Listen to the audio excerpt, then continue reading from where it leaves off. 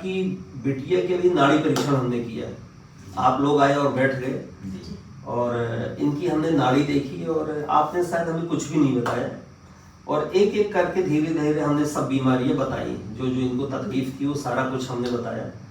तो आपको क्या लगा कि वाकई ये काम करती है ये पद्धति और कितने % कारगर है और हमने कितनी चीजें सही बताई? सर जो भी बताया आपने सारी चीजें सही बताई थी।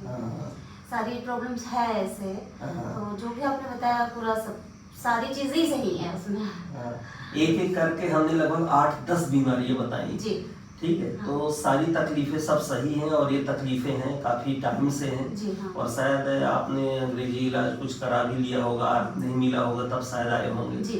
हमने सर बीच में इनको मेडिसिन भी दिया था, आयुर्वेद से भी दिया हमने। हाँ। लेकिन वो भी थोड़ा सा उतना लगा नहीं और कुछ चीजें ऐसी है जो एक्चुअल में हमें ओरल दिखती है, इंटरनल नहीं दिखती है। जैसे आप बोले कि लेजी और एक्चुअल में वो थोड़ी हमें पता है कि किस कारण से। हम तो एक्चुअल में बोले कि बच्ची थोड़ा सा वर्क नहीं करना चाह रही है,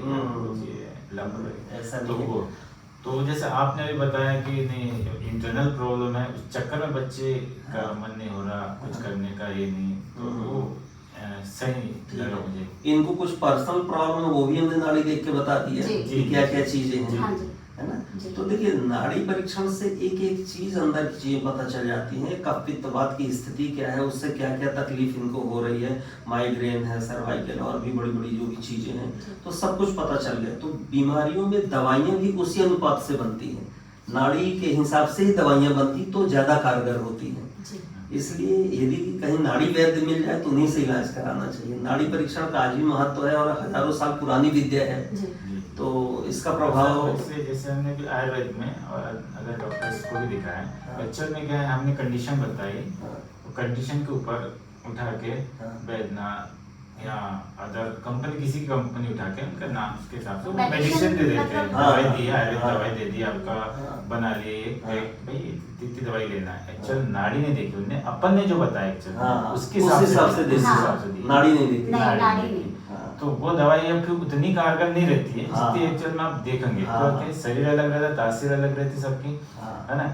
तो एक ही बीमारी पे कंटेंट्स अलग अलग हो जाते हैं, कम थोड़ा सा कौन सी दवा कितनी मिलानी है, क्या बढ़ा है क्या नहीं, तो दवाइयाँ तैयार करके देते हैं नाड़ी परीक्षण के बाद, तो वो ज्यादा अच्छा रहता है। और साथ में थेरेपी भी हो तो और अच्छा हो गया, तो सोने पे सुहागा हो गया, क्योंकि थेरेपी से ब्लड प्यूरिफाई हो गया, बॉडी डिटॉक्स हो गई, तब आयुर्वेदिक दवाइयाँ और ज्यादा काम करती हैं। तो चलिए अभी थेरेपी भी करेंगे, सब बढ़िया हो जाएगा धीरे धीरे।